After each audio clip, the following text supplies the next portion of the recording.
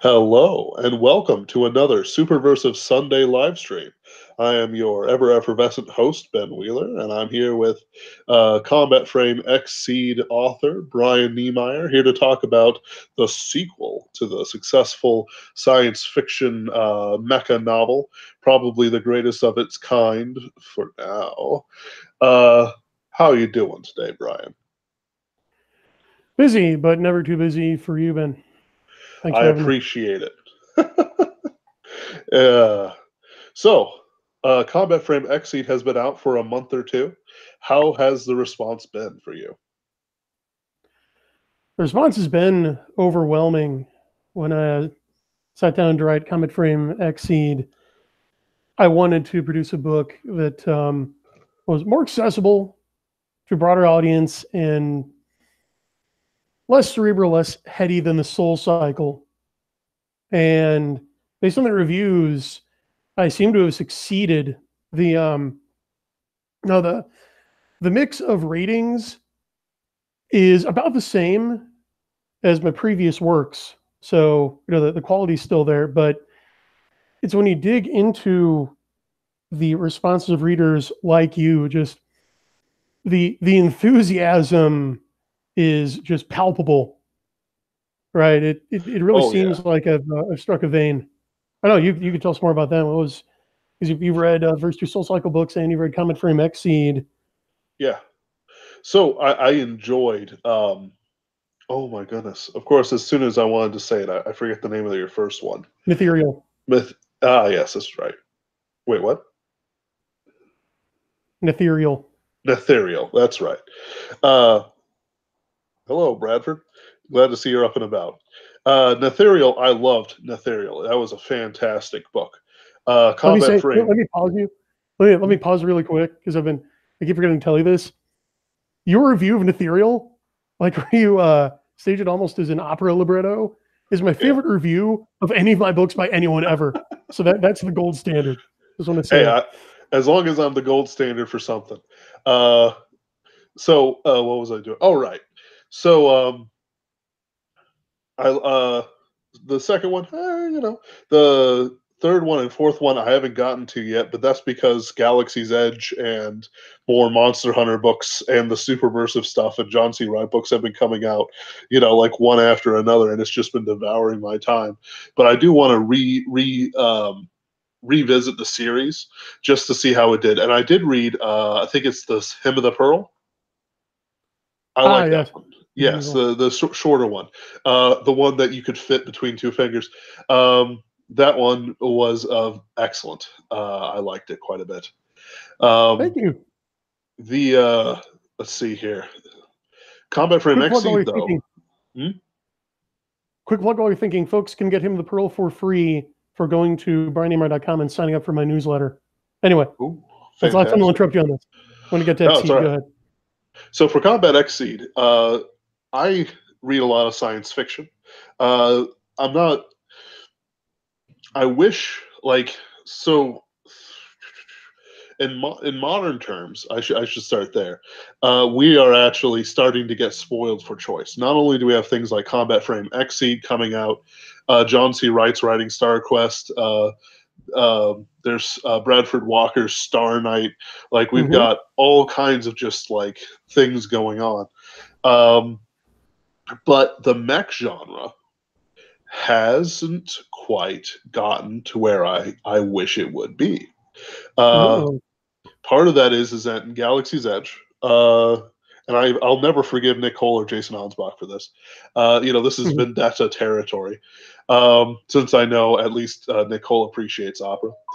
Um, they had an opportunity where Tyrus Rex, the Boba Fett of this series, who actually has the backing for the reputation he has Mm-hmm. in universe, Right. um, could have had a fight, hijacked some samurai mechs, and then fought the guy he's pursuing and trying to save from himself in the samurai mechs. And they didn't take the opportunity for it. Now, I know you can't show all your tricks as a magician or a writer in one go, but it's Mm-hmm. one of those things. It's like they were right there.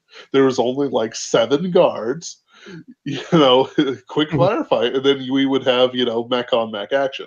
So having your book come out with all the mech on mech action you could ever want in all different varieties, whether it's in space or it's in unusual circumstances, was just an absolute joy to read. And it's like, we need more of this stuff in this niche.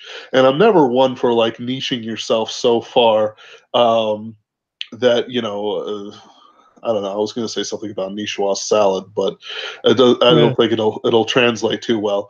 Point is that if you get too small, it's worthless to you, which is why anime is starting to collapse. But that's another live stream. Yeah, we could do a series on that. Oh yeah.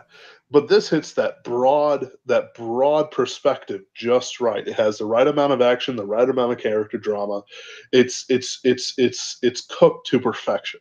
And the more stuff we have of this coming out there, the more people will gather to us with these tastes, with these desires that obviously they're not going to get from the modern traditional publisher. Too many moe blobs. I agree with you, Bradford. That also is why anime is failing. No, not really. That's half of it. As we grow and grow, we'll have more and more authors, more and more great books, and I just can't wait for that future. Maybe a movie deal. I can't wait for that either, but that's not important right now. Well, and don't forget Raul Nyanzi's forthcoming Shining Tomorrow as well. Oh yeah, and there's some mech action in Star Knight too. But full ethics disclosure, I edited that one. But I think you're gonna like it. Yeah. Excellent. I think I read. I was the IndieGoGo supporter for the ebook for that one. Oh, thank you. But I will definitely be buying a physical copy when it comes out. And that had some pretty good mech on mech action, but I'm not counting it yet because it's not publicly available yet. I believe Bradford says April. You can correct me if I'm wrong here, but I think that's when you can look forward to that. Yeah, he is in the chat, so I'm more than happy to repeat it to people if he puts it in there. Right. Oh yeah, and next week I actually do have Raul Nyanzi on to talk about Shining Tomorrow, and I'm looking forward to that. As I told him earlier. Raul and I have discussed our mech plans in secret through phone calls. Yeah, for one off, I think you're gonna have a great time. Oh yeah. I actually regret that the current sci-fi work I'm working on right now doesn't really have mecha, and it's like I've been thinking about how to just put a little bit in there, and it's just not coming in a way that's organic. But then again, I'm doing a more thoughtful piece than I don't know what to say about it. It's like it's not like there's a whole bunch of action, like an action scene like every other chapter, but or some dramatic sight. But it's not quite the same speed. Yeah, Bradford Walker is aiming for April. And I hope you do get better soon. Yes. But yeah, so the response for Combat Frame XSeed has been absolutely fantastic. I know that you're 180%-ish on the IndieGoGo right now. Darn near. Last I looked, the IndieGoGo campaign for Combat Frame XSeed Coalition Year 40, the direct sequel to Combat Frame XSeed, is 178% funded, which is fantastic. We're actually tracking slightly ahead of the previous campaign. So we're showing growth. Yeah, the average backer contribution is up slightly. But yeah, right now, as opposed to last time, the big ticket items like the gold and platinum tier stuff has been moving a little slower. Like last time, people came in and snatched up the like Be in a Book, or even I think Be Killed in a Book, sold out. Classic. Like the first day was available, but we have sold out both Be in a Book. I've added 2 more, which, like I did last time, is just the custom character tier, where it doesn't have to be based on you or anyone you know or an enemy. You can just create any kind of character you want to be canonical and featured in an XSeed series book. And then we have 1 more be killed in a book. And if one Steel-Eyed Missile Man out there, one Mech King takes one of those, and then somebody buys a paperback, we will hit our stretch goal, which is going to be a second series actually of trading cards. I like it. I actually kind of regret not getting the trading cards for the other ones, but I'm kind of hoping that there'll be a mega pack or something later on. And yes, oh yeah, yeah, and you can still get the first run of trading cards through the current IndieGoGo. Yeah, that is a perk level. I'm still offering those, and then yes, I will do a bundle of both sets. Also, every tier except the first perk, which is just the ebook of Coalition Year 40 for $5, comes with the ebook of the first book as well, so you don't miss out. So the current campaign is a great jumping on point for folks who weren't there for the first one. I didn't forget about you. I get you. Fantastic. And I'll certainly check that out later. Oh, and so to answer a question for Amos below me in the comments, if you are curious about mecha action and Gundam and stuff in general, when we talk about these things, Gundam Wing is a good start. It establishes its own kind of universe within the story. And it kind of holds your hand for it while maintaining the usual depth we expect from Gundam series. So, talking about IndieGoGo, I've seen not so much success coming from other people. Many people are hitting their goals, like Bradford Walker, but others not so much. Some people are using Kickstarter. What are your thoughts about it? Like, what's your strategy with IndieGoGo and your fundraising campaigns? Yeah. Well, first of all, when I set out to do my IndieGoGo campaign for Combat Frame XSeed, which was my first attempt at crowdfunding ever, I did all the research I could. That's generally how I approach everything, even publishing in general. And the tips they give you on the site just worked for me.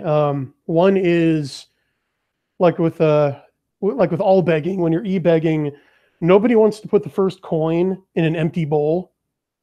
So the first day, you want to go to all your friends and family members you can and get them to contribute, and then people will see that people are giving, and it'll kind of snowball. So prime the pump? You prime the pump, yeah, well said. You prime the pump, then also you want to set an attainable goal. So in both cases, I set a fixed goal because they take a smaller percentage. With a fixed goal, if you don't hit the goal, then you don't get anything. But IndieGoGo's research shows that campaigns with fixed goals are actually more likely to succeed, and you get to keep 95% instead of 90%, as with a flexible goal, I believe. But I set it at an attainable level. And then the bandwagon approach kicks in because people love a winner. So you can then say, hey, get with the winning team. This campaign is hot. You know, all the kids is jumping on this. And that I get you. It helps to drive kind of a second wind. And then you want to post regular updates. I treat IndieGoGo like social media, because it really is. If you notice, there are areas for comments and updates. So you want to talk to your backers and potential IndieGoGo audiences, because 40% of my backers for the first campaign came from IndieGoGo itself. So you always from IndieGoGo itself, as in like they advertised your thing within their own site? Yeah, it was an internal IndieGoGo, and okay. Yeah, so you want to have something for when people show up. So I'm always adding new perks to keep people interested, because you never really know what's going to turn someone's crank. And then I'm on my blog and Twitter and Facebook, letting people know when there's an update, like when we hit a new milestone, when I've added a new perk. And yeah, like you just said, with the trading card bundling together series 1 and 2. I mean, yeah, it hadn't occurred to me to do that before, but ask and you shall receive. Now we're going to do it, because I was looking for new perks. That is a pretty good one. So with let's see here. So with IndieGoGo, we prime the pump. We promote it relentlessly. There's a certain amount of IndieGoGo's own, I guess, algorithm promoting it within its own system. Let's see here. We're doing IndieGoGo over Kickstarter. What pitfalls have you foreseen and avoided? Besides the usual not getting any success out of your IndieGoGo campaign. Like, you saw what other people do that might make them unsuccessful and then overcame it. Yeah, bundling in the first book in the second campaign was something I learned from another fellow author who was having a bit of trouble getting traction with his most recent IndieGoGo campaign for one of the later books in his series. And he had then figured out that people were a little skittish because it was the third or fourth book. So he removed that barrier to entry by bundling in the previous books. So I stole that. And it's worked out pretty well so far. The 2 ebook bundle has been pretty popular. Right. Okay. And that makes perfect sense. Let's see here. One last thing. We know that Kickstarters kind of where some people usually think as the main fundraising campaign. Do you mind quickly detailing the strengths over IndieGoGo? Sure, there's really only one. It's bigger, so it does have a larger market share. I was just discussing this with John Delarose, the leading Hispanic voice in science fiction, the other day. After running several successful IndieGoGo campaigns, he's switching to Kickstarter for his next one. Book 4 of Steam and Country? I'm not sure which one it's going to be. I think it's a comic project. You'll have to ask him. But, yeah. Oh, but yeah, he wrote for Steam and Country. Yes. Yeah. Well, I keep, like, comics aren't my medium, so it's like I keep forgetting that, yes, everyone's doing comics right now. I wouldn't be surprised. Actually, thinking about it, I have seen many successful comic programs on Kickstarter, but I've only seen a couple of, like, sort of in-group ones for IndieGoGo. Well, that's where the Comicsgate guys are mainly doing their fundraising, and they seem to have done pretty well. At least like you said, the bigger names like Ethan Van Sciver, and Zach. But and then Vox Day successfully funded Alter Your Cube before IndieGoGo shut him down and stole his money. So that would probably be one reason the guys like John are leaving it. However, I would point out, because again, I do my research, Kickstarter shut down the folks crowdfunding the movie about Kermit Gosnell and exposing his crimes. And IndieGoGo took them in and let them do the project there. So yeah, both sites have censored people I like. There really is. There's no white hat. It's just up to your preference. Just go and succeed wherever you can. Yep. And yeah, no, I can see it. I understand that IndieGoGo has gotten themselves into a substantial pit of hot water, to say the least, with their little action there. Because what they did was apparently against their terms of according to what has been demonstrated to me, has been against their terms of services and legal whatnot and everything else like that. That, of course, will just never end until either they capitulate or whatever. I think the person who made the final call is already gone from IndieGoGo though. Oh, okay. That's So reassuring. yeah, so it's like basically she screwed them and then jetpacked out of there.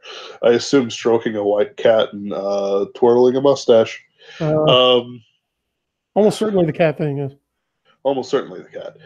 She has too many cats and too few hands. They're working on that. But That's disturbing. I love it. yes. Yeah. And that's just kind of what I wanted to do it because I've talked to some people about it and they're like, And I knew the thing. I didn't know the thing about Gosnell for Kickstarter, but I knew that they were not friendly to our kind. So yeah, I've just never really considered Kickstarter as an outlet for it. But enough about business. Let's talk about fun. So tell me about Coalition Year 40. I know that we've taken too long to get here, probably, but I thought I'd get the housekeeping out of the way first. Tell us about this book. What is the driving focus of this book? What does it build? Well, whereas Combat Frame XSeed is best described as Mobile Suit Gundam meets Tom Clancy, and I mean Mobile Suit Gundam as a specific reference to the original 1979 Gundam series. I kind of took that series and turned it inside out. So that was my original UC era Gundam homage. Coalition Year 40 is Gundam Wing meets Ender's Game.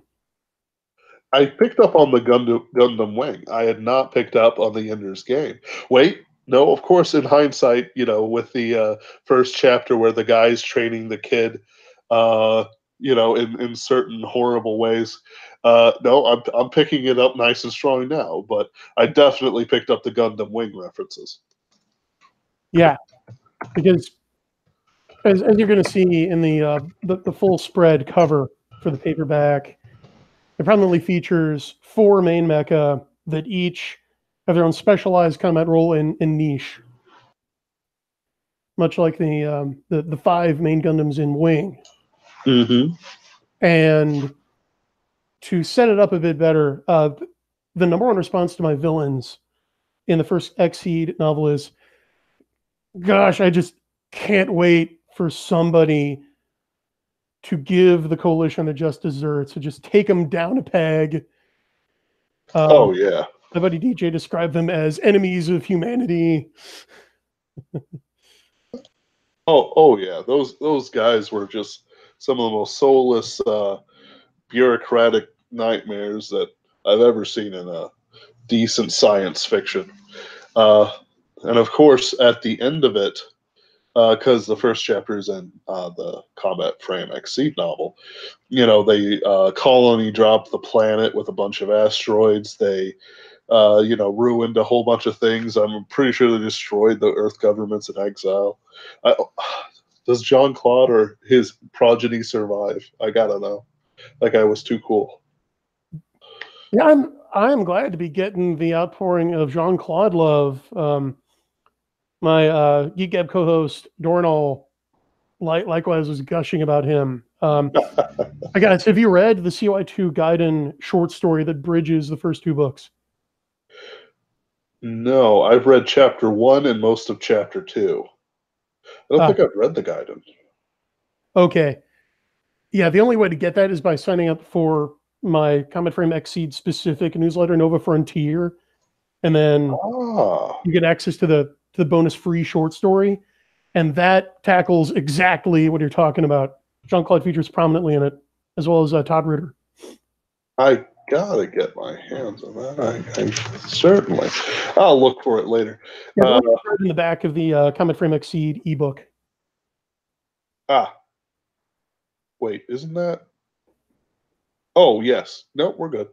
Yeah, I've got the book right next to me. It's I definitely need to pick that up. Oh well. That's something to do after the live stream, I guess. I got Bradford Walker, hashtag dead drop lives. Right. A lot of love for Zane Dellister. That was a good character. Because I know Raul is partial to him. Yes. Uh, and I'm hoping there's some answers for all the things that you put out, the hints and the teases that you put out for Combat Frame XSeed. Get some closure in this one.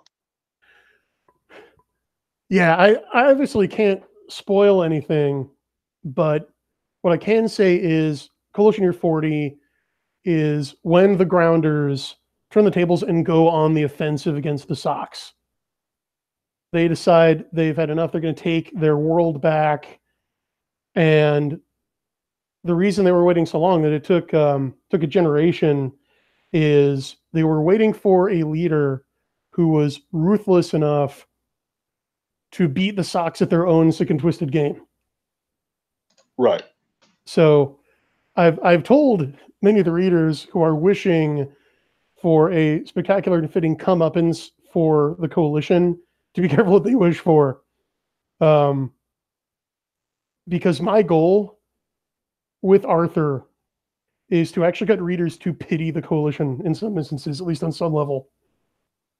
Well, of course. I mean, like, their leaderships are pretty lizardy, but there are just normal people working in their space stations and whatnot. They're not all Kazoku. Right. Oh well. Exactly. But I'm looking forward to it. So, four combat frames have come down to Earth, or they were made on Earth, hopefully by the Zeklov Corporation, because those guys were ridiculously cool. Like, I wish there was more like Mr. Zeklov. Like, it's like with the monocle and everything. Just a fantastic look. There will be Browning versus Zeklov action, but not in the way anyone thinks. Oh, I'm sure. Browning was an interesting character, but it's like clearly he was playing his own game and kept his hands close to the chest. Though I think that he'd be what, 70 in Combat Frame Year 40. Yeah, he's gonna be pushing he's gonna be into his 70s, because I believe he's 34 in CUI 1. Right.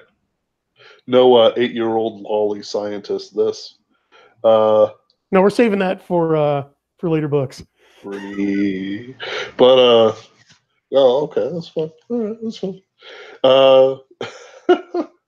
So they're going to seek for revenge, led by Arthur, who will of course be a cruel scourge upon the backs of the Sox. Sometimes.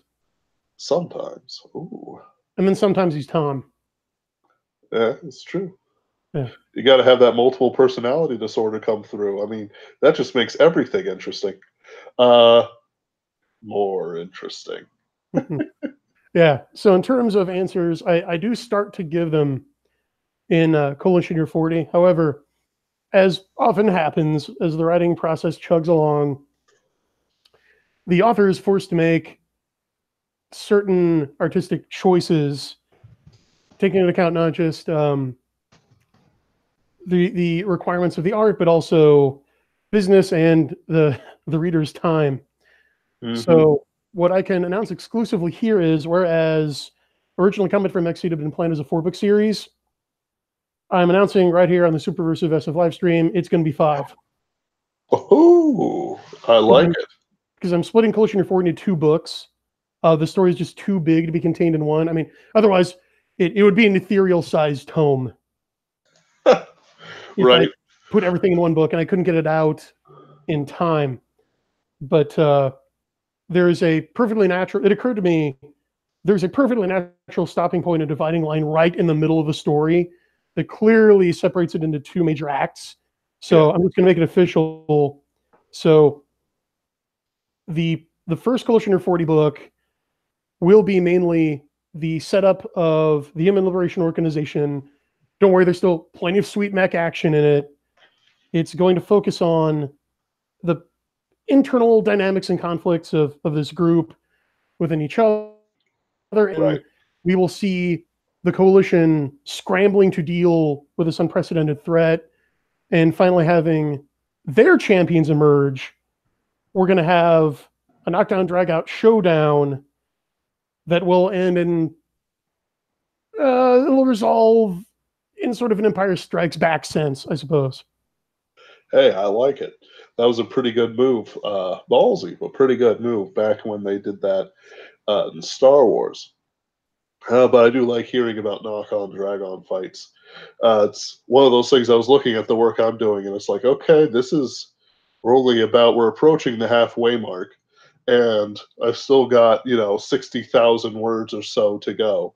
45,000 words in, 60,000 to go, and I'm like, do I just want to push it to like 120 and then do like two 60K books? But I'm all right with longer tomes, honestly. Like, it's not something that's ever really bothered me. Length. I've read The Count of Monte Cristo. Nothing's ever really longer than The Count of Monte Cristo. That's worth reading. Which is another influence on Culture Near 40. Ooh, yeah. I do like it. Will he be wearing a mask and in like multiple disguises, and clearly the Count, but nobody recognize him? Not overtly, but again, I kind of sublimated that into the alternate personality. So Tom is the mask. Ah, very interesting. You'll see. Yes, I'll look forward to it. Yeah. So then the second book is just where I lay all my cards on the table. You'll get all the answers, and the Coalition Year 40 arc will be resolved. Then after that, we are going to gear up for more of a hardcore Marshall Milsef war footing. Anyone who's read my Anicyclosis story in Strange Matter or Sci-Fi Journal will have gotten a foretaste of that. That's the story that takes place in CY 73 in this continuity. I'll have to go back and find that short story then. Reread it. Because I did follow Sci-Fi Journal back in the day. Should still have the links. But, yeah. I like what I'm hearing. And I cannot wait to read this book and get the answers in the fights that I desperately need, desire, and shiver at night for. You know how it is. You read a good book and you just get a little bit of the shakes, a little bit of the ooh. But let's see here. So let's move on a little bit, because I don't think we can talk too much more about the plot or anything like that without getting into that spoiler territory. And I do want to be surprised and wowed and all that good stuff. Let's see here. I sent you a video about explosive payoffs in the pacing of Kill la Kill's opening. And did it make sense to you? I should have asked that earlier. Like, did you get the purpose of, like, the look into it? Okay, talk about that one. I probably should have disclosed this earlier. The Simpsons episode, the Treehouse of Horror, where Homer sells his soul for a donut, and then he hires Lionel Hutz to try to get him out of the contract. Yes. And Hutz comes in. He's like, "Mr. Simpson, don't worry. I was watching Matlock at a bar last night. The sound was off, but I got the gist of it." That happened to me because due to technical constraints, I was watching it without any sound. Okay. However, you don't need to sell the benefits of an explosive payoff to me, but why don't you inform our listeners about the gist of that particular video? So basically, I was interested on Brian Niemeier's opinion on this, because with visual media, you can always do little tricks to make an explosive payoff work, where the camera moves, the shadows, who dominates how much of the screen, and you can see, like, you can even use it as kind of a metaphor for how, like, a debate is going, or how one person's power level is rising versus another one's power level. as well as like use shot composition and everything else like that. I'm not a videographer. That's Yeah. not my skill. I don't edit my things so much as I make them turn them up to 1080p, no matter if they're not designed to take it. Mm. And then it's just me talking at the camera for a while like a madman. Are you even real? But So I don't know. I thought that your direction, your storyboards for the Combat Frame XSeed opening and closing were pretty awesome. well, I worked like the thing about that. Like I worked hard to. If you guys haven't seen it, check out the Reading Rainbow Emperor YouTube channel. That's where I post my video reviews, and on the Superversive SF website where I post my written reviews, and they're usually the same thing. Um, I wanted Recommended. to put all the themes of Combat Frame XSeed, hint at the events that are coming up in the future, as well as just like if somebody saw the opening, they would get the sense of um, what the show would be about. Uh, which I think I hit it, but it's Yeah, you nailed it. yeah. Oh, good, good. Because otherwise, if I didn't nail it, I clearly didn't understand anything I was reading. And I Something should, else you nailed. Something else you nailed, which I mentioned before, was that when you read Sanzen's speech to the Coalition Council from Combat Frame XSeed, I wasn't even looking at the screen. I just clicked play and turned away, and I heard the voice that plays in my head when Sanzen is on stage. The illusion was total. I thought my character had stepped into the real world and was behind me, and being one of my characters, he's probably about to beat me to death with a tire iron. Yeah, he's that type of guy. No, like there's a voice that used to announce all the Gundam shows. Yeah. Do you remember that? For Gundam Wing and other things up for the dubs, and I just channeled that guy. I don't Oh, even that the remember his After name. Colony 195, that guy. Exactly. Yeah. Uh, Oh, I can hear it now. Yeah. yeah. But I hope that guy's still working. But Hmm. with it, uh, in Combat Frame XSeed, I noticed that you hit the action scenes quite well. They had excellent pacing. They had their ups and their downs, and then even though there were quite a few action scenes, even in the same chapter, they never exhausted the reader, or at least they never exhausted me. Uh, and to me, it's sort of like a similar thing with what the video I was showing you, with the explosive payoffs where people move in the screen and the camera moves in certain ways to emphasize certain ideas or dominance or submissiveness, that sort of thing, where Gamagori kicks in the door and shoulders his way through, and all of a sudden the teacher who had been teaching is like made smaller by comparison, and he bows and jumps away, and it's to show that Gamaguri is in control of the scene, like he is in control of the classroom. The big man is the dominant force. Orson Welles did the same thing in Citizen Kane, where he actually cut a hole in the studio floor to put the camera down inside to do the lowest low angle shot possible on yeah. So you're seeing from this ultra low angle, and he just dominates everything. Yeah, I have never seen the full thing of Citizen Kane, but that's Really, probably okay. Uh, I recommend it. all right.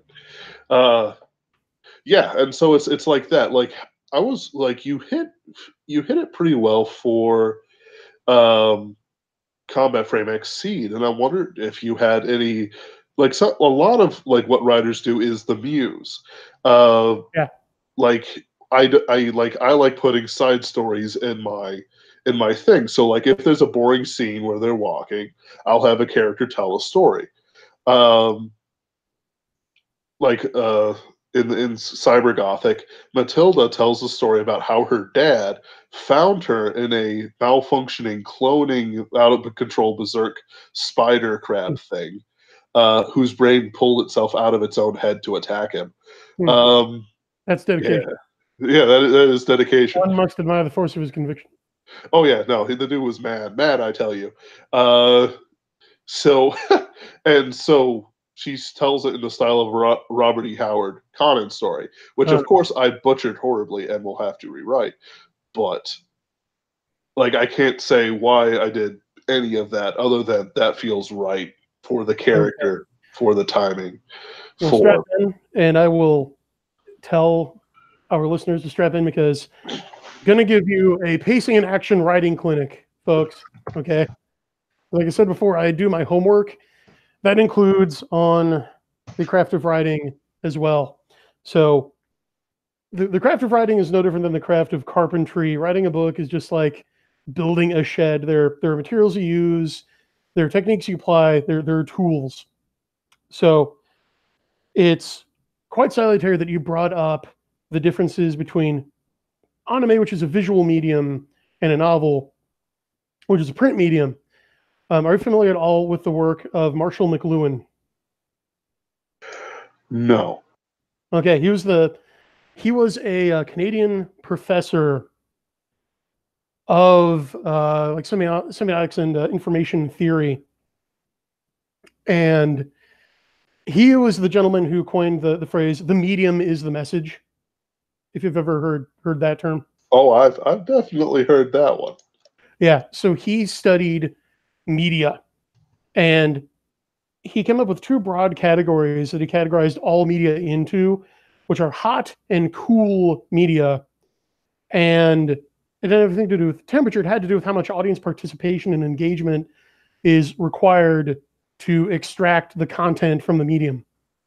So a book is a very hot medium in that it requires much more audience engagement and investment to fully get your money's worth out of it, whereas television is the ultimate cool medium. Right. It's passive.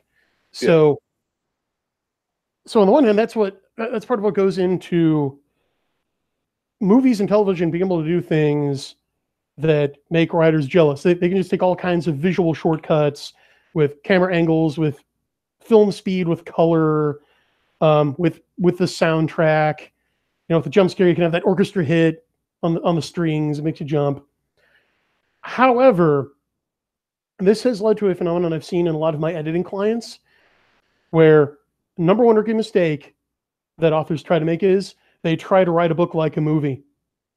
Do not do this. Do not play a little movie in your head and then dictate it. That leads to flat pacing, actually, and a rather wooden presentation, because you don't have the visual elements at your disposal that make screenwriting approaches work.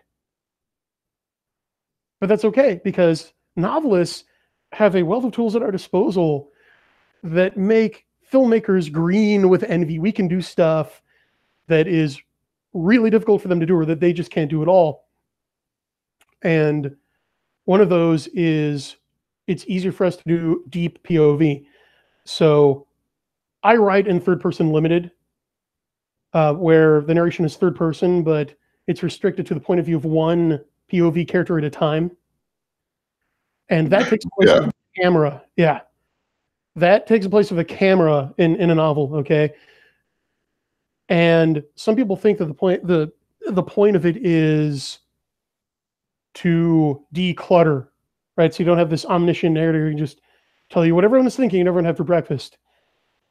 That itself is a means to an end. The point of choosing one POV character is it lets you filter everything that happens through that character, right? So you don't just narrate what's going on in the book like an objective news report.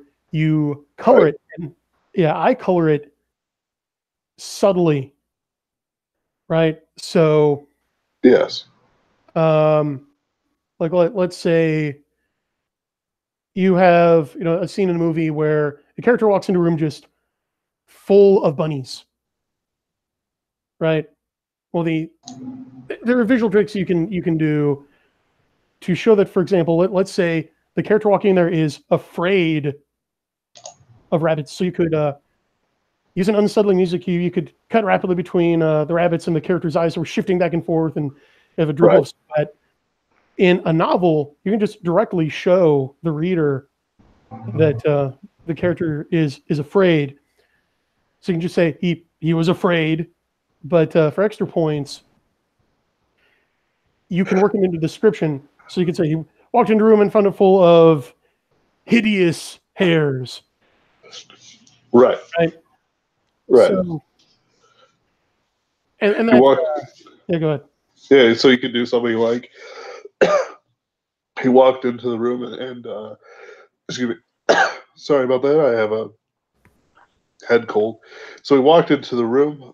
He hit the light switch and revealed the light revealed to him that 1,000 hairs or more hanging off of every piece of floor and furniture and cabinet, spilling out of the closets and filling up every available space. The man screamed, turned to claw at the door, which had locked itself, and would not respond to him fiddling with the lock, and so on and so forth. Like you can do a whole. Yeah, little editing. He turned on the light switch and recoiled at the sight of 1,000 awful leaping for. Yeah. And it's like I always favor having my characters react to it physically, because I always it's not what happens; it's how the character reacts to what happens. Yep. That's another key point.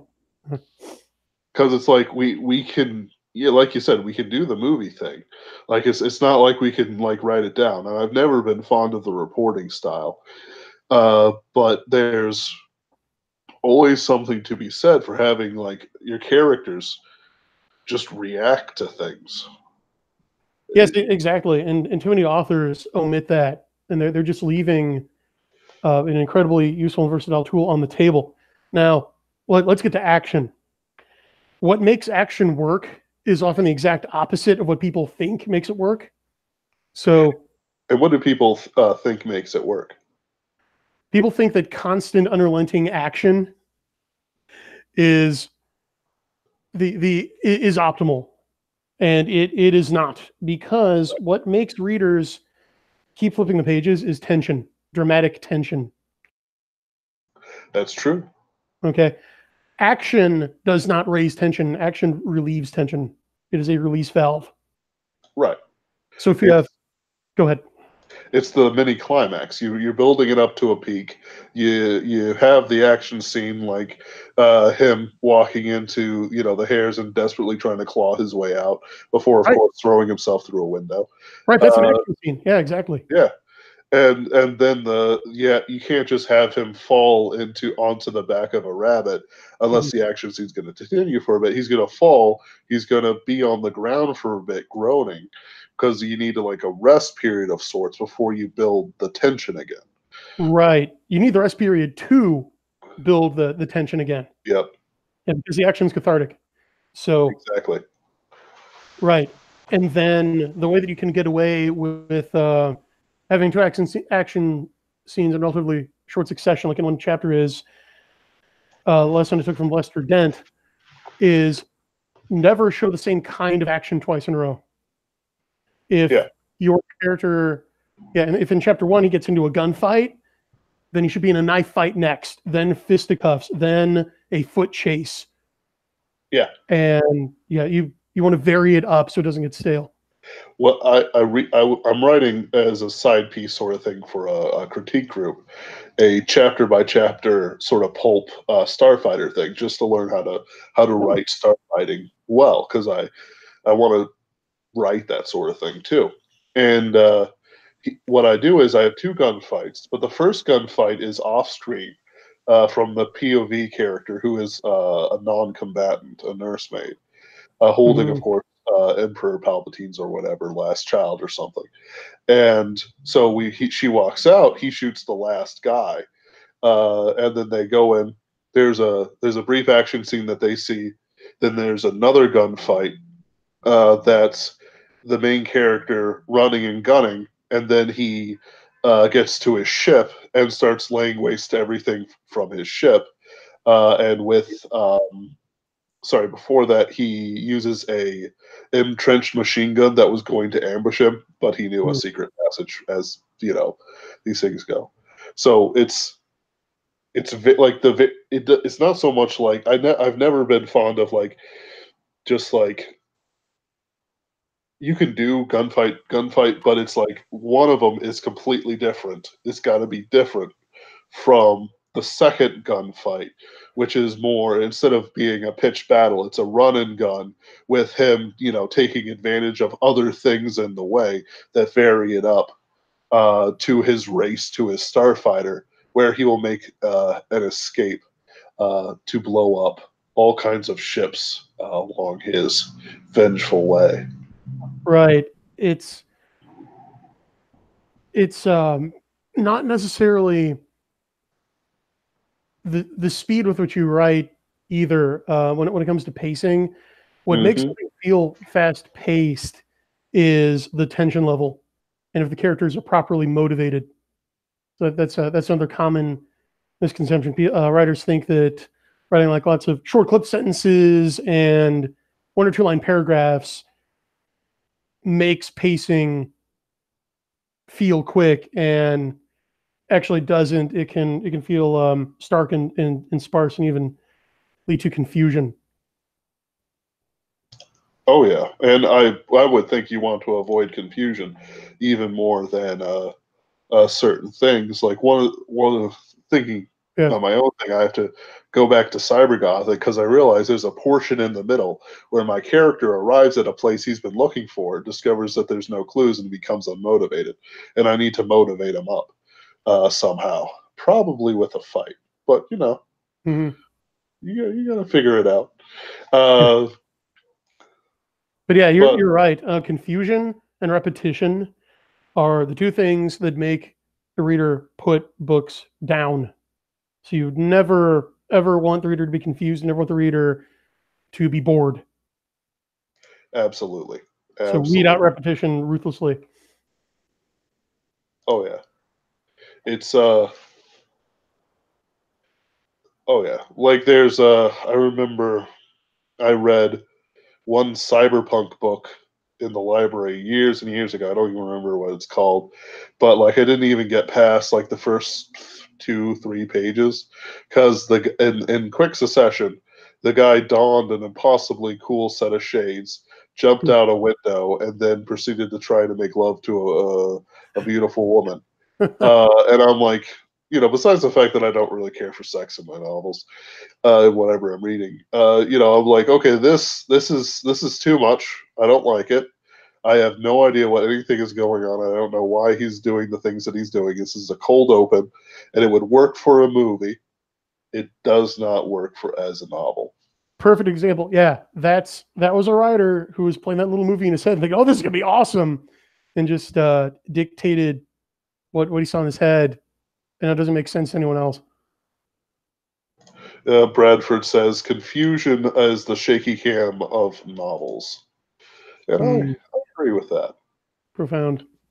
I hate shaky cam. I I don't care for it much. I prefer. I actually like what the guy who did Transformers. What is his name? Michael Bay. Michael Bay. Yeah, actually, I'm pretty okay with what he does, but I haven't actually watched a Michael Bay movie in years, so I don't know if he's just gotten worse or what. Uh, but people pay to see his movies. Oh, he did one that was really good. What was that? Armageddon. No, it was about Benghazi. Oh, yes. I don't remember the name of it because, of That's course, I can't fantastic. remember anything I need to remember today. Yeah. That's okay. Uh, yeah, I do like you pointing out with the gunfight and the knife fight and everything else like that, putting in more variety. 13 hours. Thank you, Roll.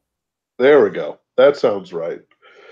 Uh, putting in more variety is always going to be an excellent decision.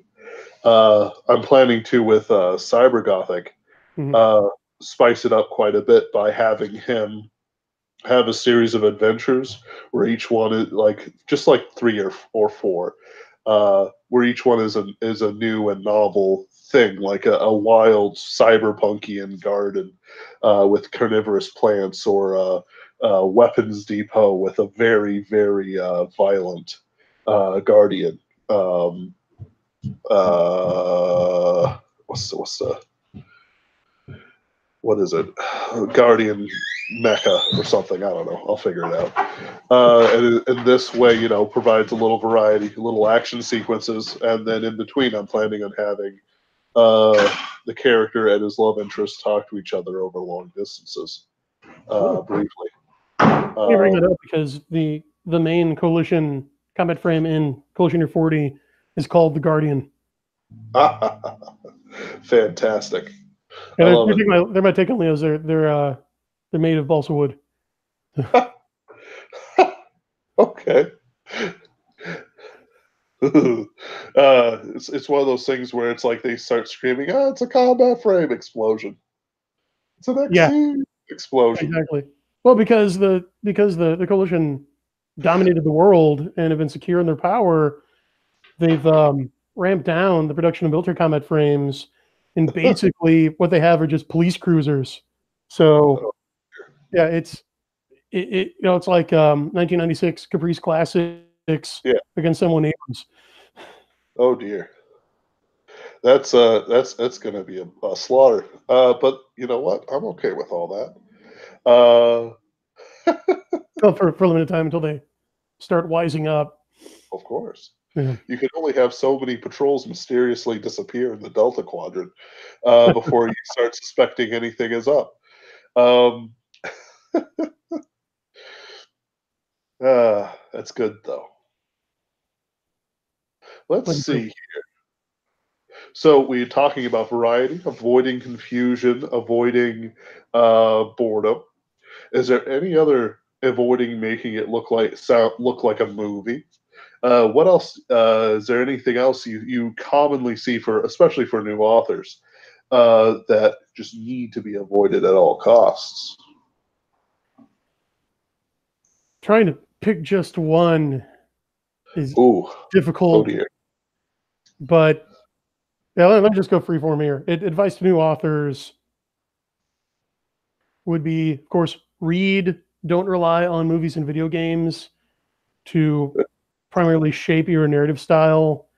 Learn the strengths of your craft. They can serve you better than filmmaking tools.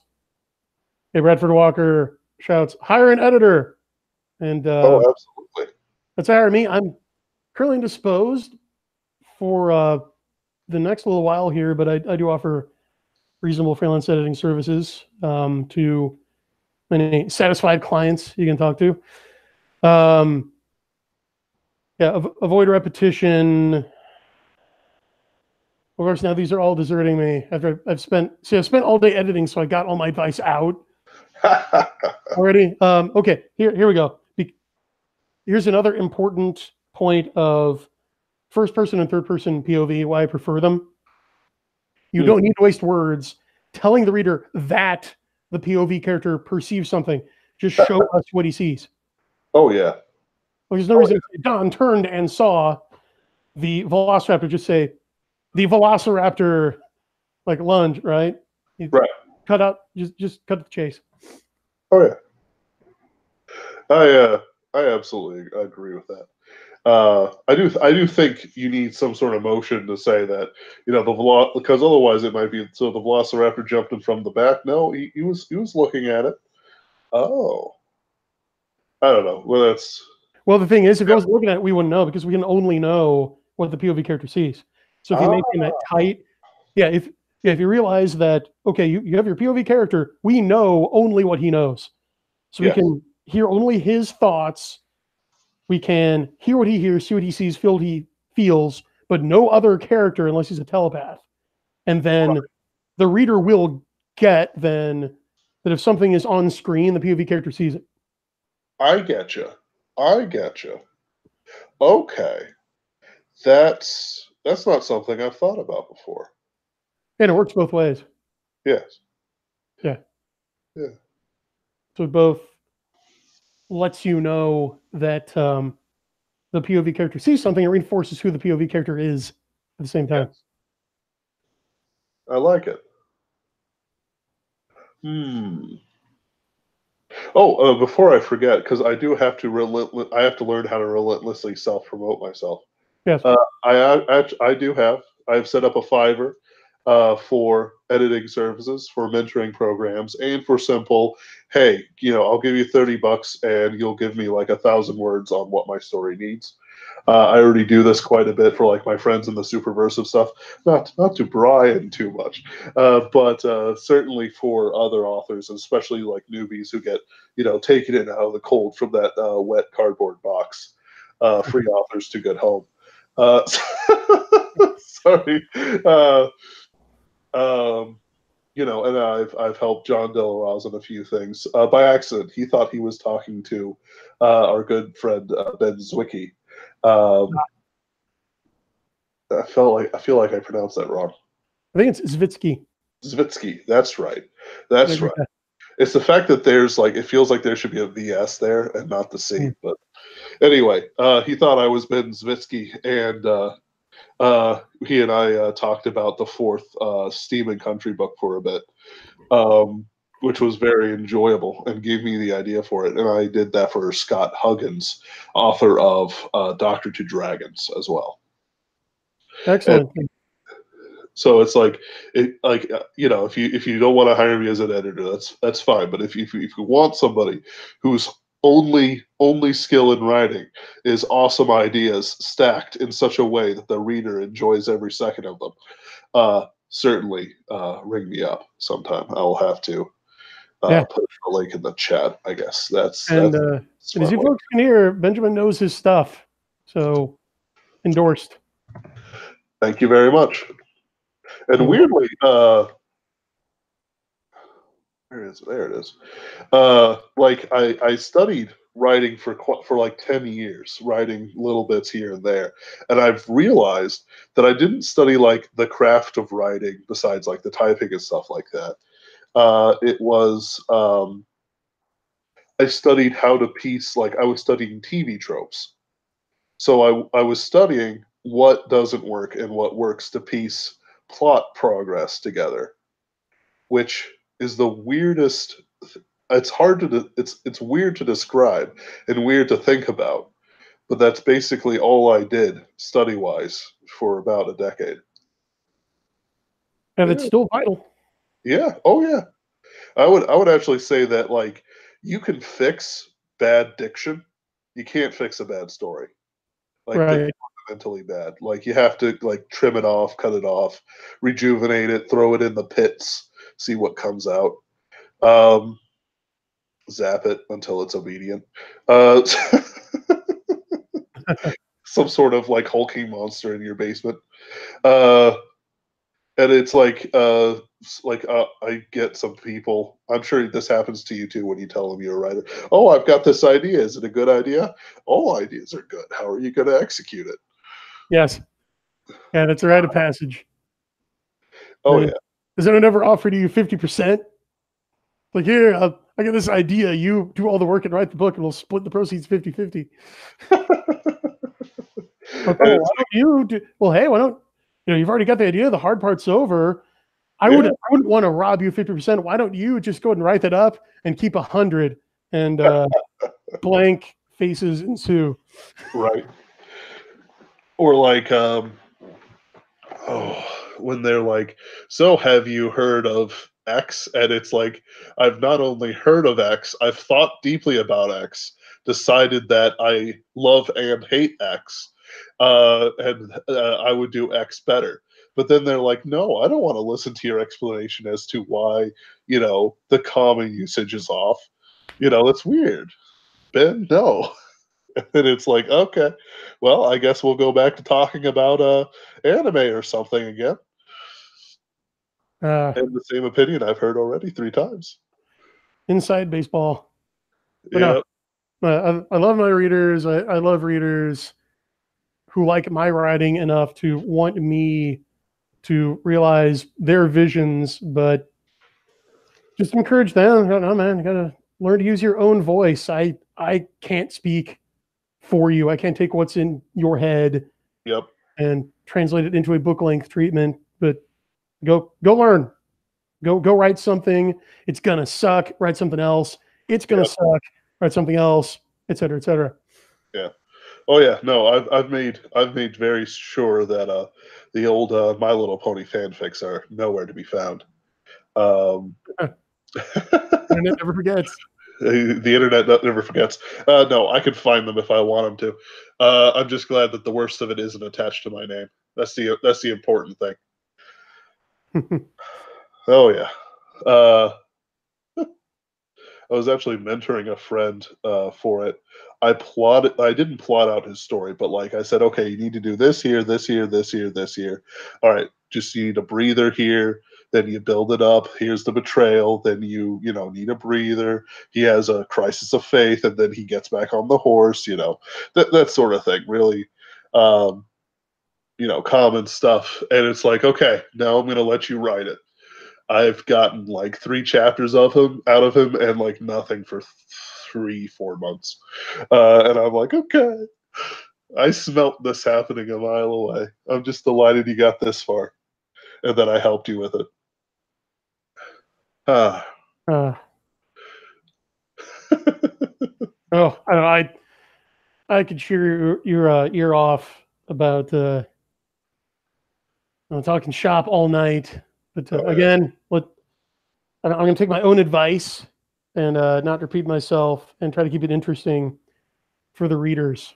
So, suggestion: how about we take some chat questions?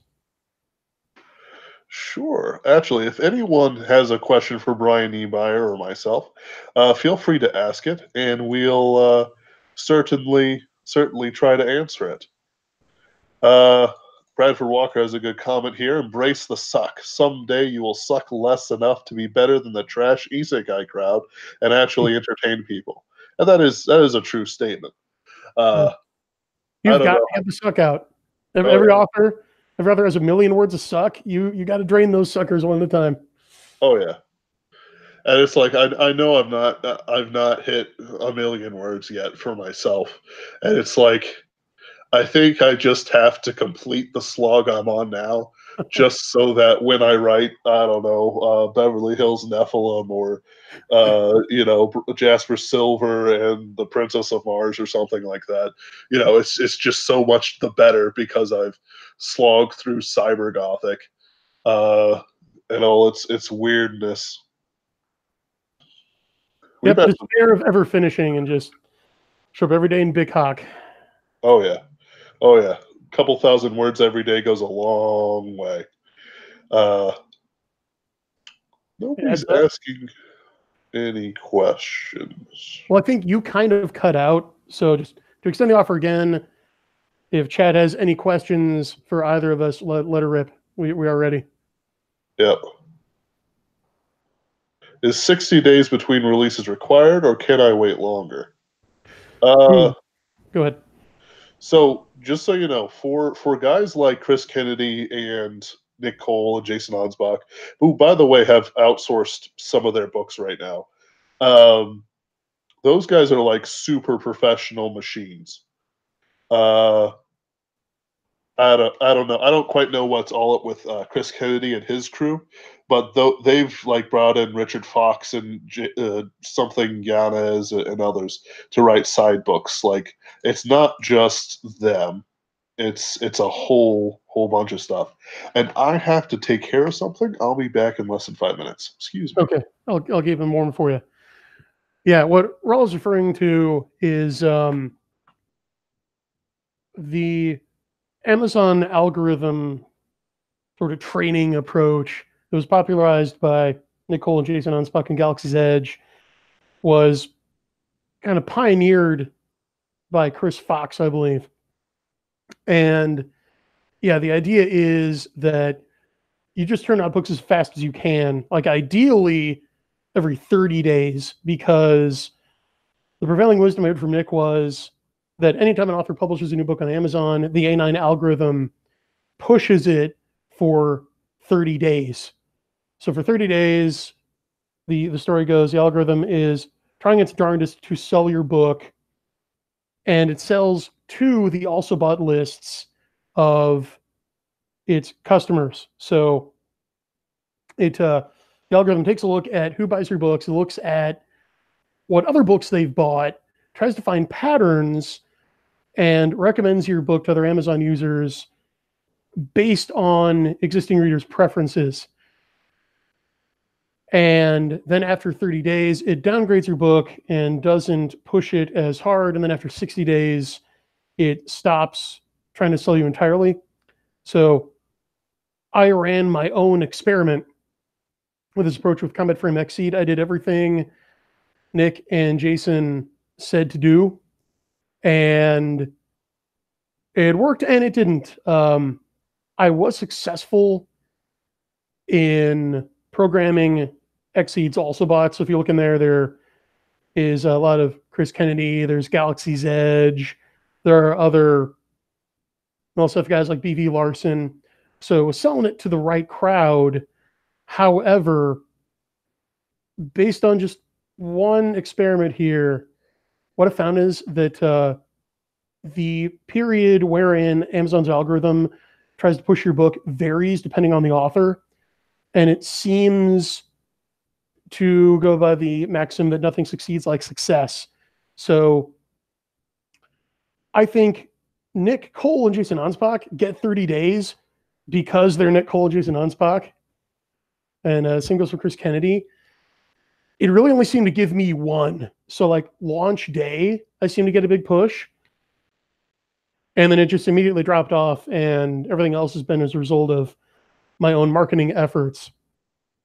So, and I've also talked to other guys like John Delarose who've just had the algorithm grab a book, like for Stephen Country, and they don't know why. So what I would say is, yeah, be prepared to publish fast, but it's really only going to help if the algorithm latches onto your book. Absolutely. Like Sheik of Mars, no algorithm. I also flubbed the marketing. Not successful. Don't get me wrong. I still think it's a good book. If anyone asks my opinion, I think I deserve the new author award for whatever, awards are being left out for new authors. But, but, like I know where my missteps were. I'm going to try to correct them for Tears of Elfland, but it also doesn't know too much about, like, it doesn't help too much that I mostly write single books, and that if I write a series, I just kind of have to dedicate myself to the series until it's done, which causes me fatigue more than it seems to affect other authors. Yeah, the speed writing, like the Kennedy Cole Fox approach, really only works for authors where like, okay, I'm writing in this big but super refined niche of SF, like harem fiction or like cyber isekai or something. Yeah. And I've been involved in that community. I have built trust and I've built a following among those fans. And so you've got that install base beforehand, and then you just keep churning out. Basically, you tell them the same story over and over and over. That's not to disparage anybody. They're way more successful than any of us and all of us put together. Yep. They know what they're doing. But yeah, you sell to binge readers who like a particular kind of story, are ideologically incestuous when it comes to the author. They don't really care who's telling them their favorite, AI harem story. They just want a good AI harem story. So for that, yeah, you really don't want to go beyond 60 days, and you want to keep turning out series, and it only works for series. Yeah. Like it's for me, I know I have to, like for Tears of Elfland, I'm going to send out an email that's like, hey guys, this is my second book, the cover's finally done, which is what it's waiting on. I'm gonna have to send her another email. Actually, I just need the background finished up, and then it's like I could publish it. I could get it to Jason, and get it out there and earning money. Could you shill me on your thing? Because I try to shill people when I can. With these live streams, I try to build secondary content with my reviews, second tier content. I think it's called like a primary work, it's secondary work with reviews. Yeah. Primary work is the thing, because our group doesn't create much by the way of secondary works. I'm going to have DigiBro. I'm a $15 sponsor of DigiBro. He will rant about anything. My first rant I'm going to choose is why I deserve a Dragon Award for Sheik of Mars, even though Sheik of Get Mars. out there. What? Yeah, just get it out there. Maybe like 100 of his goons will buy it, or even just like pirate it. I don't care, because I have every confidence in my quality. That even though I don't have like the most success, that every time somebody reads one of my books, I've turned them into a fan. And if they ever hear that I published another book, they will buy that book. Right. Yeah, and that's called ladder marketing. Like going to someone with a bigger audience than you and having them put their eyeballs on your work. That's a double-edged sword. It does work, as I can attest, because I had an ethereal book bombed by Larry Correa. That definitely worked. But then the problem we run into is, unless you pick the person you want to ladder market with, the guy whose brand you want to, the guy whose coattails you kind of want to ride, to be perfectly honest, carefully, you can then get pigeonholed in an Amazon ghetto, which also happened with the Soul Cycle. Now, as Nicole has said, well, there's really no avoiding that, but the key is to get into the right ghetto. But what can happen is, if you get into the wrong one, then there are only so many people in it, and as many of them buy your book as are going to buy your book, and then you're done. Yes. And that's, and that's unfortunate. Honestly, I don't really understand the whole. I understand in an academic sense the whole algorithm thing, but I also don't understand the mathematical wizardry that tends to go into it, especially sort of with their values and stuff like that. I'm like, it's one of those things. Like, I worked for AT&T as a call center agent for technical support. We were supposed to sell one thing a month, like one or two. Like, it was real low. I never made that. I never made their thing. It wasn't what fired me, but when it comes to sales, it's like, oof. I'm certain I'm making missteps even now with it. Well, everything is sales. That's I was where you were too. I did my tour working Best Buy during the holidays, and having to upsell people on cables and warranties, and even more store credit they didn't need. But then a friend who's an excellent salesman pointed out, everything is sales, right? Everyone, if you're listening to this, somewhere along the chain, no matter what you do for a living, it's dependent on sales at some point in the chain. And honestly, writing is sales. Yes. Being an author, you don't write a book. Like Sinatra said, I don't sing songs. I don't sing a song. I sell a song. You don't write a book. You sell a book, even while you're writing it, because you got to sell the reader on the suspension of disbelief. You got to sell them on your secondary world and characters. Yep.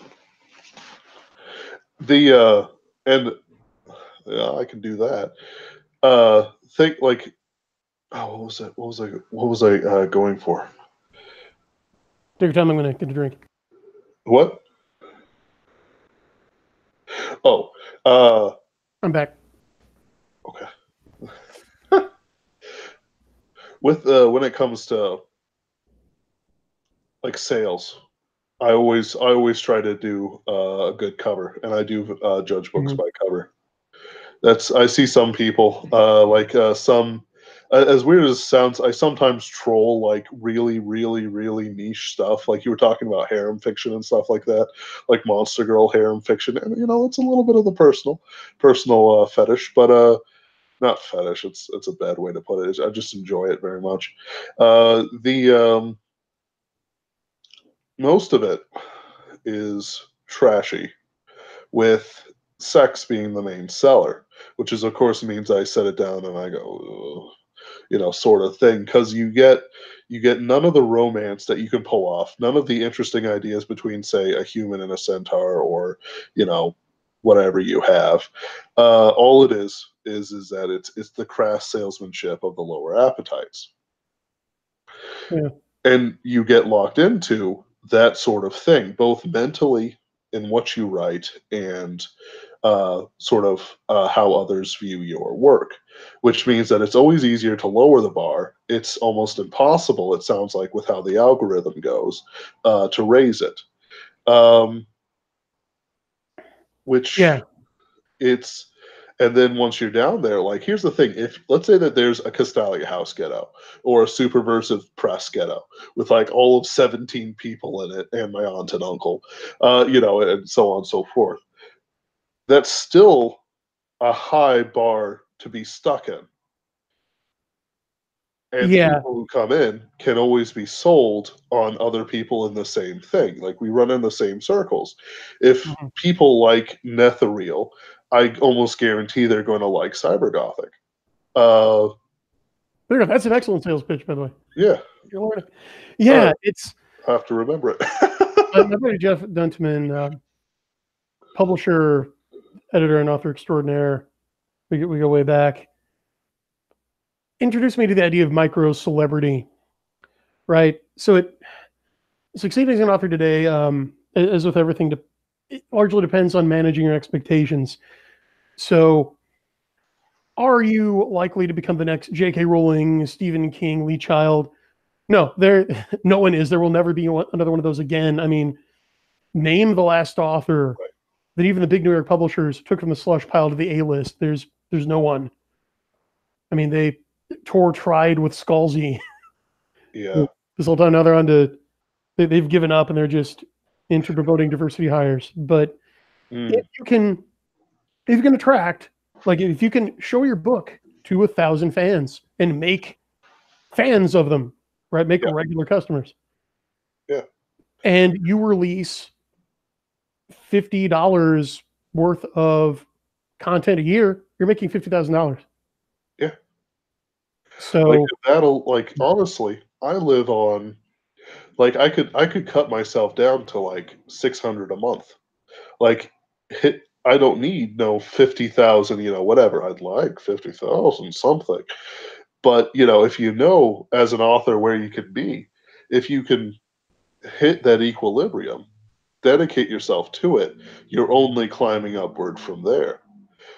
Unless, of course, you decide to ignore your fans and insult them and then proceed to burn down everything that built you up to this point. Because, that's another mistake authors can make if we're talking about that. Because Scalzi, though, I think there was a ceiling on how good he could be. Like, they did never spared a single penny promoting his work, or um, helping him out, or shoving his advertising somewhere in the bookstores and everything else like that. I think there is a hard limit to skill, but I don't think anyone I know has really hit that, who I also respect, of course.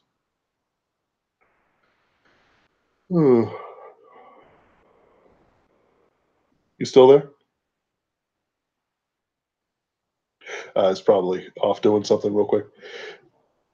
I think that'd be interesting. I actually can't wait to be like 80 and see what people do to write about our generation of sorts.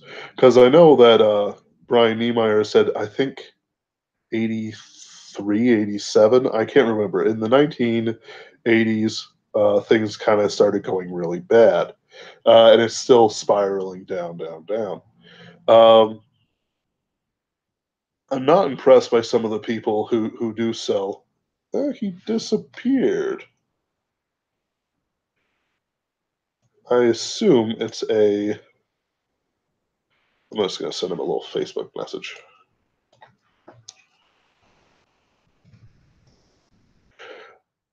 And then I'll probably remember seeing the Scouts. Christopher Cortum says, I remember seeing the Scousy push. Then when I was about to buy some of his stuff, I saw him lying about conversations and people on Twitter. Oh, yeah. Gremlins. I've seen that too. I don't mind an author self-promoting at all.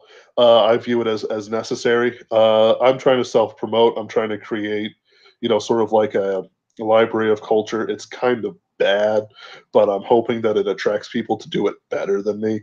I am always okay with people doing better than me on the things that I'm doing. But yeah, like I'll shill people.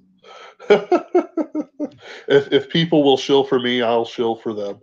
And I don't see anything wrong with it. I used to kind of, because I felt that a work should stand up on its own. But the thing is, a work will stand up on its own anyway.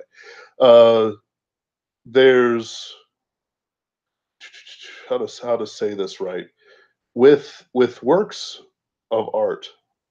Um, People will come, people will observe it, people will want it, and if it's good, they leave feeling fulfilled. It's like a Maslow's hierarchy of needs thing.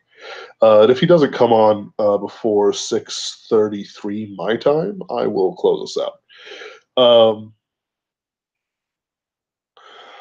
So, but if it's bad, like with that Cyberpunk novel I was reading way back when, people will be annoyed by it. Maybe even it'll be so bad that they remember it, and uh, you know, it's all of a sudden a laughing stock, used as an example of how not to write. I don't think any author would want to be in a position to be told that X is how not to write it. Um, Bar One Studio says, I ranted about covers recently. Way too many literary classics have a cover bearing some guy in a wig and a lace cravat instead of the climax of that book, a daring sword fight.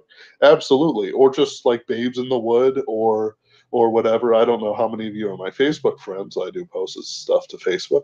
But I recently reposted a series of illustrations for a Lady of the Lake book. The cover was a beautiful set of vines overlacing the cover with it embossed with gold, and there was an illustration almost every page, and every illustration was portrait quality. It was beautiful, beautiful piece of work. Bradford Walker says my literary merit. That's kind of true. Like anyone who banks only on literary merit is fooling themselves. But a book must have merit, otherwise it's not worth reading. Um, and it's one of those things. I don't think anyone should just make a flash in the pan for their fans, but rather they should create a work that stands up on its own and is itself valuable for its own sake. And not as part of the culture or whatever. Galaxy's Edge is pretty good and it stands up on its own, but it has to be understood as a reaction to Star Wars, which I hope doesn't trip up any authors in the future who are following their example, because it's easy to be the Johnny come lately who just doesn't get it. And I absolutely agree with Bar One Studios. Like, you need something interesting or exciting to get people in. Like, people will want a special edition of their favorite book, uh, having a great cover or a great look to it, where they pick it up out of the lake. Oh, they like Arthurian myth, so they pick up the book The Lady of the Lake. It's a great cover. It looks beautiful. It's got that gold embossing. They open it up, illustrations everywhere, absolutely beautiful, so on and so forth. Yep. Let's see here.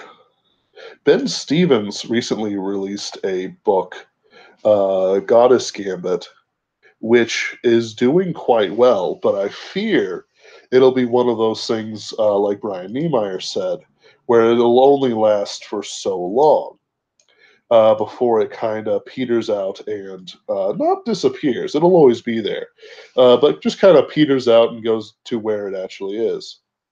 That's what the gold edition of the Lost War did very well. Covers, I guess, illustrations. I know that I've heard of the Lodos War, but I've never read it. He has a good Brian Stevens has a good Ben Stevens, excuse me, has a good cover. He had a good editor. Everything's in place. He said Christopher Cordum says really nice cover, nice watercolor illustrations to the start and end. Oh yeah, light novels actually do that very well.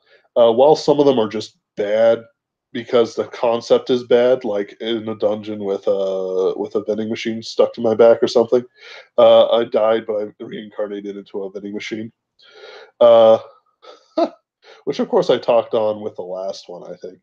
And it's literally this girl hauling around this giant, bigger, like 4, 5, 6, 7 times bigger than her vending machine. Around in a dungeon. And it's like, sure, I dig it. Like, it's a mobile health pack. But why? Or when they try to do like Romance of the Three Kingdoms, except with some anime protagonists. I don't care. Um, I don't know.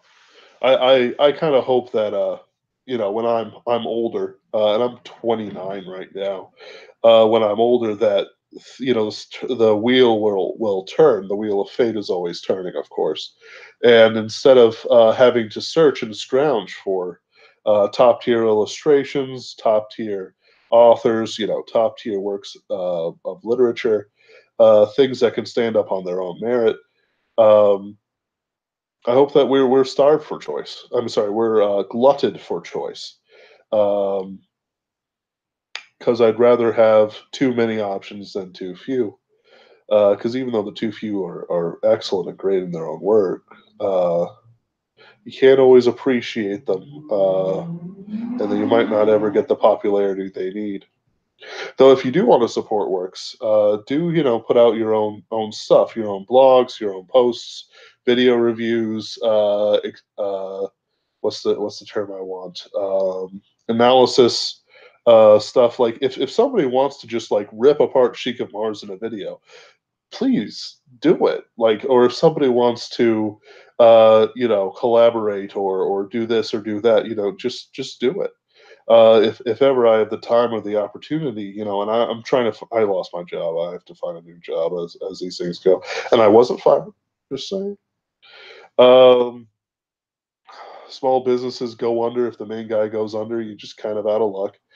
You know, you, um, you do what you can. And if we create more and more culture around us, like kind of like an expanding bubble, it'll suck other people in. And so they like my reading Rainbow Emperor reviews, but not everyone who likes my reading Rainbow Emperor reviews, like I get like 20, 30 views a review, subscribe, or they don't watch these. Though I'm sure there's one or two overlaps because I'm reviewing the Galaxy's Edge book and posting it in the Galaxy's Edge fan club. Uh, it's a matter of time. Raul Neonzi says Rome wasn't built in a day, and that's absolutely true. Excuse me.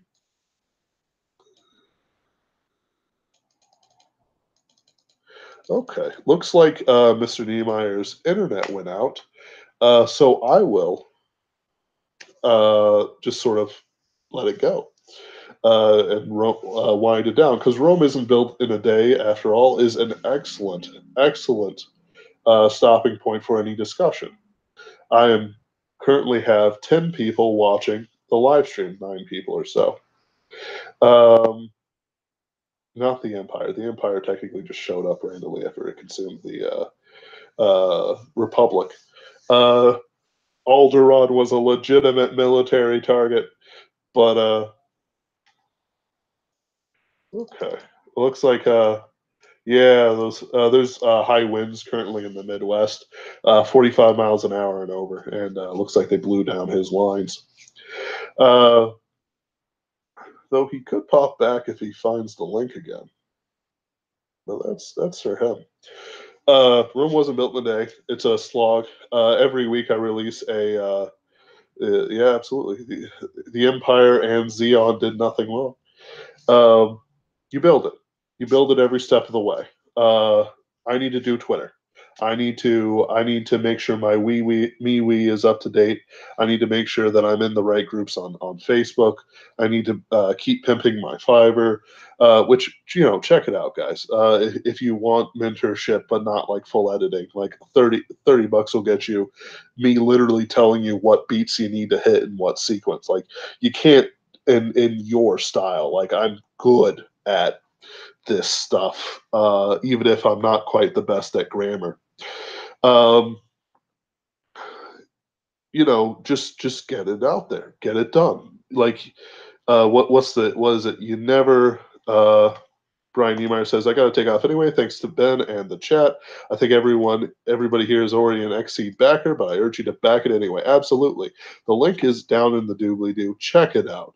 I always like the physical copy editions just because it's there. I regret not getting the Star Knight edition, but that means I get to buy Star Knight. That's Bradford Walker's IP. That means I get to buy Star Knight again on Amazon and maybe give them another sale. Actually, uh, what is it? With I would like to see. I know this is just a random thought out here. How doing an Indiegogo backing campaign, how that affects Amazon sales, and whether that's good or bad, or if it ups sales or down sales, or affects sales in any ways. Because I know that I already bought it, so therefore I'm not buying it from Amazon when I would buy it, and I'm wondering what that does. But again, I don't have good answers for that.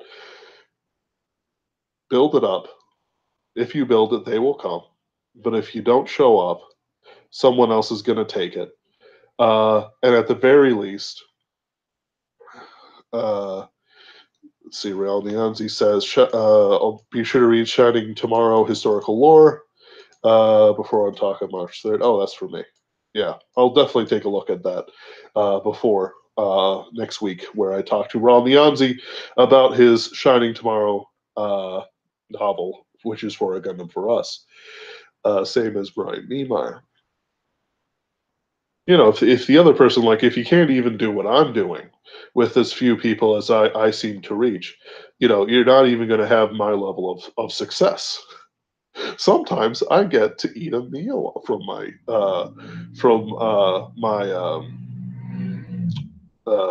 dividends or whatever it's called, my Amazon shekels, I guess. I don't know. That's too far beyond this poor little author's head. I want to thank you all for coming, and I hope you join us next week for All Neonsies Shining Tomorrow. And I hope you have a wonderful rest of your evening. Thank you, and come again soon.